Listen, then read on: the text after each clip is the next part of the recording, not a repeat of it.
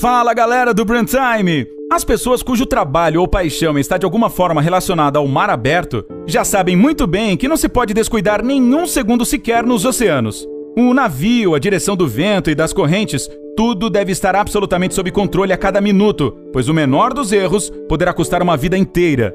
Aqueles que não tiveram sorte e cujos navios foram arrastados para o alto mar estão condenados a uma morte longa e dolorosa, sem comida, debaixo de sol, rodeado de água que não pode ser bebida e temendo constantemente uma tempestade que formará ondas gigantescas e destrutivas. É nessa situação que os heróis do nosso vídeo de hoje se encontraram e, por mais incrível que pareça, eles conseguiram sobreviver. Continue assistindo para descobrir como eles conseguiram fazer isso. Vamos lá!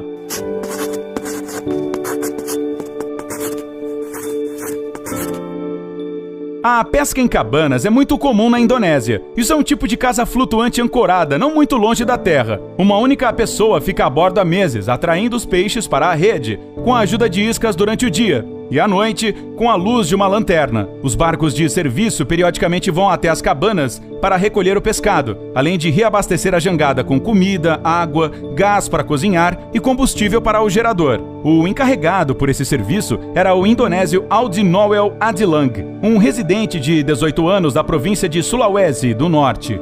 A cabana dele ficava a 125 quilômetros da terra, com um contrato de serviço de 6 meses. Audi era um pescador experiente, que trabalhava desde os 16 anos de idade. No entanto, mesmo toda essa experiência não o salvou da situação em que no dia 14 de julho de 2018, um vento muito forte soprou no mar, fazendo com que a casa flutuante escapasse da âncora e nadasse em direção ao mar aberto.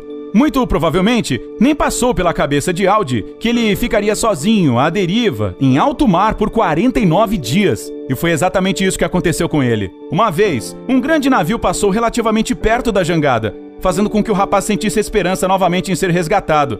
Mas a tripulação da embarcação nem sequer percebeu a existência da pequena cabana. E o navio foi se afastando cada vez mais, sumindo na linha do horizonte. E Adilang ficou sozinho de novo. A reserva de comida foi suficiente só para alguns dias. Ainda bem que ele tinha as redes de pesca à disposição. E foi isso que o salvou da fome. Quando ficou sem combustível, Audi não teve outra escolha, senão tirar pedaços de madeira da jangada e queimá-los. Mas o pior de tudo era a questão sobre a água potável.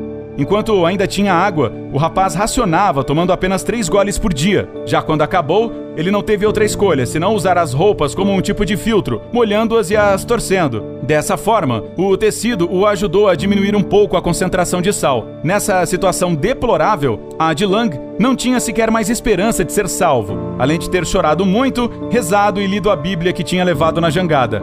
Dia 31 de agosto de 2018 pode ser considerado o dia em que Audi Noel Adilang nasceu de novo, porque ele finalmente teve sorte de novo. O sinal de socorro foi capturado no rádio transmissor do navio de carga Arpédio. Por incrível que pareça, isso aconteceu perto da ilha de Guam, a quase 2.000 quilômetros da Indonésia. O pescador foi resgatado, alimentado e recebeu roupas novas. Em seguida, o levaram para o Japão para que depois ele fosse para casa. Audi Noel Adilang não quer mais saber do mar e jurou que vai encontrar outra profissão. E ele está mais do que certo em fazer isso. Essa história aconteceu em 1982, mas isso não a torna menos surpreendente, muito menos faz dela menos real. O americano Stephen Callahan tinha quase 30 anos de idade quando decidiu atravessar o Atlântico durante uma corrida à vela. Como você já deve ter imaginado, a situação ficou fora do controle. Desde o início, o plano era o seguinte: ir dos Estados Unidos ao porto britânico de Penzance, depois nadar até as Ilhas Canárias e o destino final era a ilha de Antigua. A princípio, tudo parecia estar indo muito bem, e ele até foi para Penzance sem problemas, mas depois ele só conseguiu chegar às Ilhas Canárias por um milagre. O oceano estava muito bravo, e as tempestades de 8 pontos naquela época naufragavam até iates. Infelizmente, o torneio não foi suspenso, e em 29 de janeiro, o pequeno barco de Steven, chamado de Napoleon Solo, se dirigiu para o mar do Caribe, e em 4 de fevereiro já estava no fundo do oceano. Uma tempestade monstruosa quebrou o barquinho ao meio, e o homem só foi capaz de sobreviver por causa de um milagre. Ele conseguiu pegar o saco com reserva de emergência. No entanto, as piores coisas ainda estavam por vir.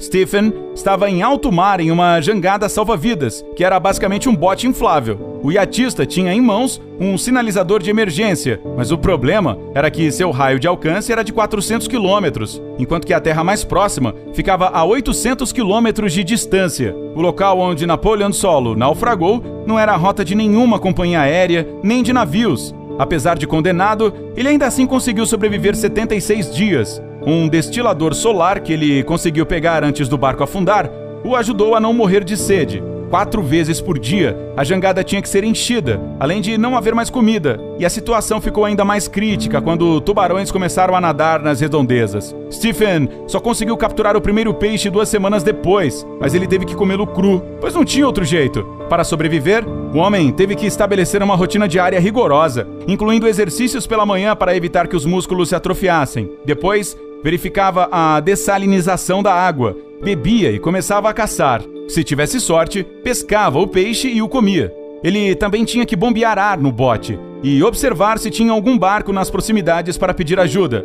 E assim, foi dia após dia a mesma rotina por mais de 2 meses seguidos. A comida não foi suficiente e o rapaz dificilmente suportaria mais alguns dias. Mas a sorte sorriu para ele novamente e no 76º dia à deriva, a jangada se aproximou da costa de Guadalupe, onde Stephen foi resgatado pelos pescadores. Durante essa viagem, o iatista já havia perdido 20 quilos quando foi encontrado, chegando a pesar 43 quilos no total. Essas histórias são a prova de que algumas pessoas podem ter coragem, força e resistência incríveis. Elas nos ensinam que mesmo quando tudo parece não haver mais nenhuma esperança, não devemos desistir, porque nunca se sabe quando a sorte sorrirá para você novamente. Até a próxima!